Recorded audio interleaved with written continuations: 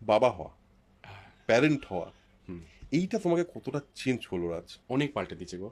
কি বাবা হওয়ার এক্স্যাক্টলি পরে মানে এক্সপেরিয়েন্সটা একটু শেয়ার করো না আমার সাথে। আমি জানি না কতটা এক্সপ্লেন করতে পারবো, বাট যেদিনকে আমি বাবা হলাম এবং আমি এখন দুটো বাচ্চার বাবা, একদম। আমার জীবনটা সত্যি পাল্টে গেছে। মানে আমি মানুষ হিসেবে আরও পাল্টে গেছি, আরও বেশি ইমোশনাল হয়ে গেছে। আমি অ্যাকচুয়ালি ইমোশনাল, আরও ইমোশনাল হয়ে গেছি।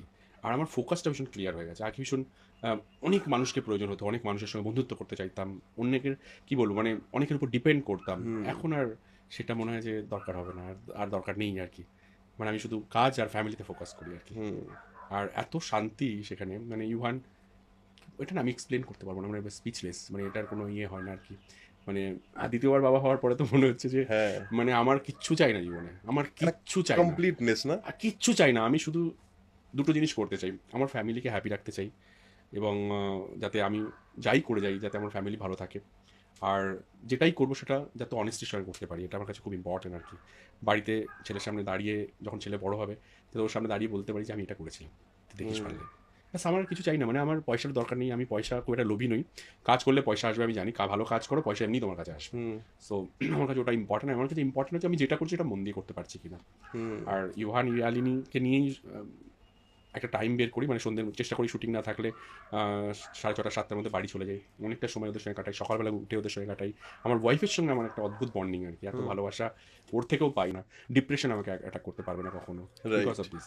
এই যে প্যারেন্ট হওয়া মানে তো একটা দায়িত্ব বটে, দায়িত্ব, হ্যাঁ, একটু তো একটা দায়িত্ব রেসপন্সিবিলিটি তো নিতে বটে, হবে আর কি। নিতে হবে। হ্যাঁ। এবার ধরো তুমি তোমার ছোটবেলা থেকে তোমার জীবনে যেরকম আমাদের পেরেন্টিং যা বলে আর কি, আমাদের জীবন থেকে আমরা যা যা শিখেছি সেগুলো আমাদের ভ্যালুগুলো আমাদের নেক্সট জেনারেশনকে দিতে চেষ্টা করি। তো সেইটা কি তুমি মানে সেটা কি তুমি কনসিয়াসলি প্যারেন্টিং এর মধ্যে রাখছো যে আমি ইউভানকে না এরকম এইভাবে বড় করবো? আমি আর আমার ওয়াইফ এটা নিয়ে ডিসকাস করেছি যে আমরা, মানে হয় না অনেক সময় থাকে যে কী করবো বলো, একটু বাচ্চা নিয়ে আলোচনা করি।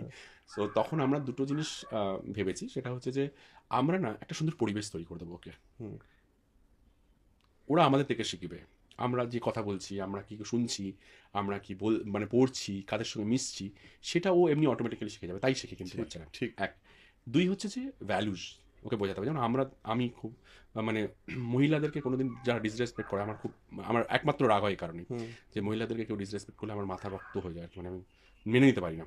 সো মহিলাদেরকে সম্মান করাটা খুব দরকার, সেটা আমি খালি শেখাবো। মহিলাদেরকে অসম্মান যারা করে বা মহিলাদেরকে মন থেকে যারা সম্মান করে না, আমার মনে হয় তারা জীবনে কোনোদিন বড় হতে পারবে না।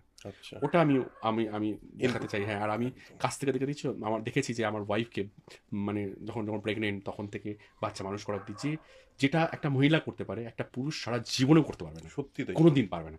অতএব, আর পৃথিবীর সব থেকে সুন্দর যদি কিছু হয় সেটা হচ্ছে একজন নারী। আর মা তো ছেড়েই দাও, হুম, ভুলে যাও, তো আমরা এইটুকুনি শেখাবো। হুম। এইটুকুনি যদি ও